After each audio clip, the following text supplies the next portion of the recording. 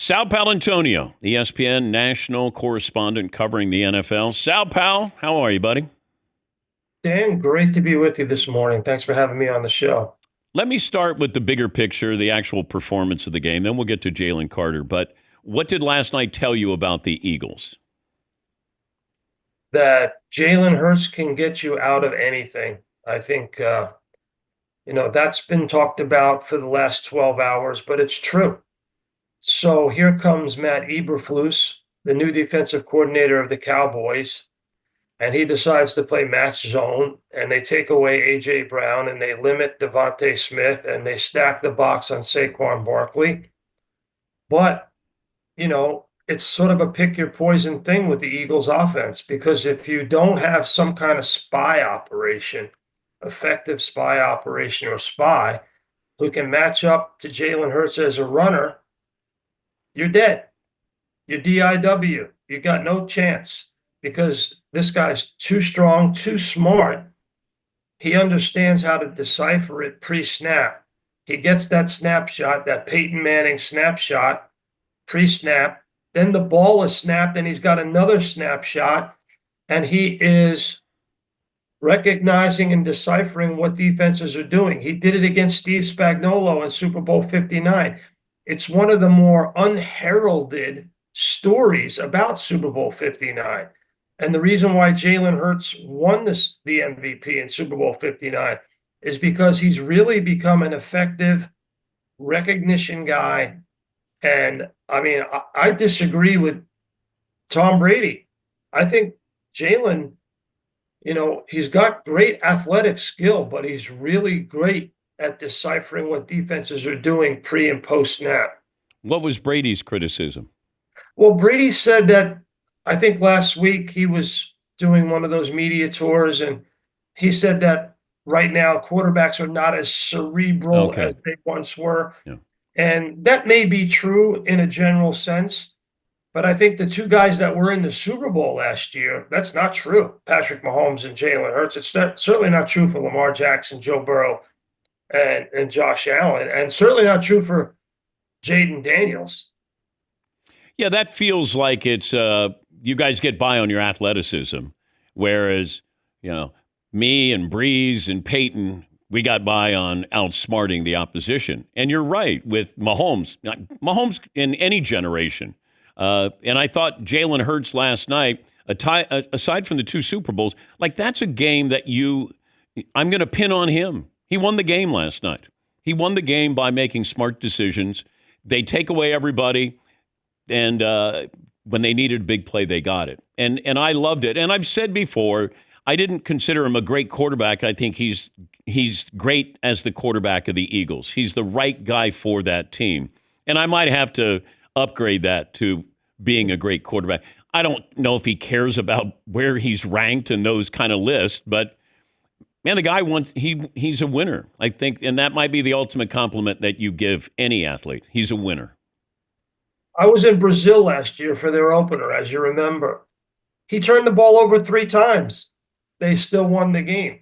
Last night, super efficient, didn't turn the ball over, and, they had 38 rushing attempts.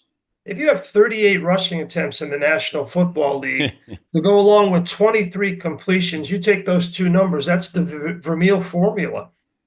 It is rushing attempts and completions, and you're going to win a lot of football games if you don't turn the ball over because of the efficiency. I agree with Sirianni's post-game comments about that. But to dovetail to the Jalen Carter deal, if I'm Jalen Carter, Dan, I walk across the locker room and I say to Jalen Hurts, let me write a big fat check to your charity for bailing me out. Because if Jalen Hurts doesn't bail out the Eagles last night and bail out Jalen Carter, we're all talking about only the Eagles losing because Jalen Carter was thrown out for spitting before the ball was snapped.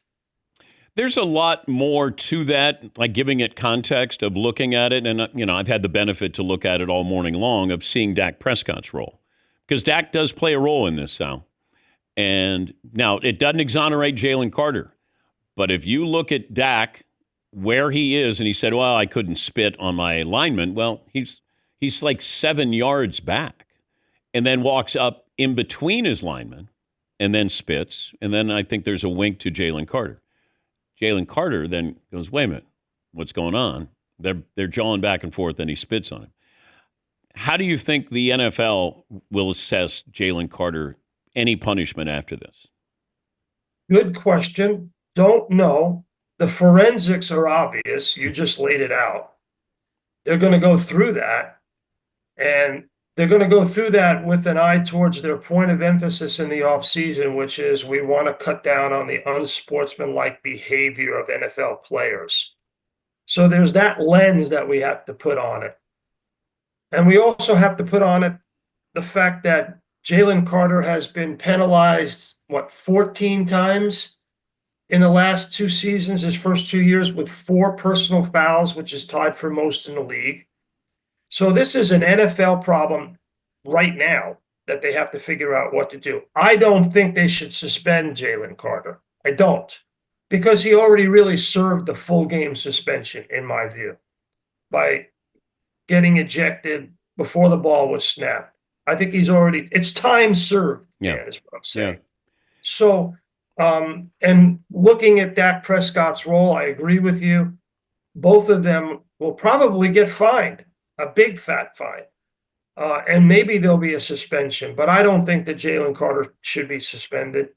But the other thing too, Dan, is big picture, widen out the lens here. Jalen Carter wrecked the divisional game against the Rams, wrecked the NFC Championship game, wrecked the Super Bowl in allowing Josh Sweat and Milton Williams to climb all over Patrick Mahomes II in that football game.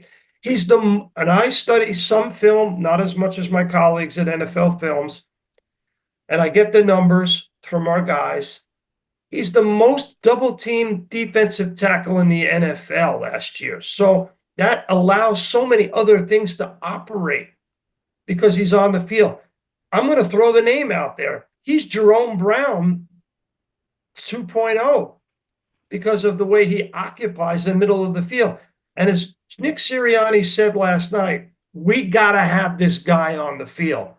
So it's up to the Eagles front office, the Players Council. I talked to Lane Johnson after the game last night. He said the Players Council is going to get involved, figure out how to fix Jalen Carter, who, by the way, Dan, he's on a track to be one of the highest paid defensive players ever at D-tackle. The Eagles let a lot of guys go because they know they got to pay Jalen Carter. But if this continues, what do? Talking to Sal Paolantonio, ESPN national correspondent covering the NFL. Yeah, I picked him as my defensive player of the year. He has entered that Aaron Donald category of he is going to disrupt. And you're right. You know, those kind of players, they're few and far between. But he's almost going down that Ndamukong Suh path where, you know, it's not the opposition, it's him. It's the personality that he brings onto the football field. Well, you know, I've been around him a little bit. He's a tremendous player, but they've got to figure out how, as Sirianni said last night, and I agree with Nick about this. He said, I want my players to play with passion, but within the rules. And so now they've got to make sure this guy gets it right. However they're going to do that, he has to get it right because, you know, you're right. He's on the doorstep of Defensive Player of the Year. I guess everybody would say the same thing watching the game, that if they had a spy on Jalen Hurts, that spy did a good job of staying undercover because we never really saw them. Does Micah Parsons make that much of a difference last night if they have him and they don't have Clark? Yes, 100%. Micah Parsons is just so athletic and so smart. Line him up anywhere, and he disrupts. His speed, he can track down guys, including Jalen Hurts. Yes, 100%. Micah Parsons. I mean, imagine you're Matt Eberflus and your head coach, and they're saying, we're going to have this guy on the field week 1, and then all of a sudden, poof, he's gone. By the way, I'll have what Howie Roseman's having because the Giants just sort of give up on Saquon Barkley, and then the Cowboys the next year trade Micah Parsons. I mean, Howie didn't have to lift a finger, and two division rivals got rid of their best two players, Dan. Great to talk to you. As always, congrats. Contract extension? That is correct. Contract extension. I'm still here, Dan. Still here. How many years? This is year 30 at the mothership, as you like to call it. And listen, as you know, you have great support and love here, and it's fantastic. Thanks for joining us, Sal. Congrats. Sal Paolantonio, ESPN national correspondent covering the NFL. 30 years. I survived 18.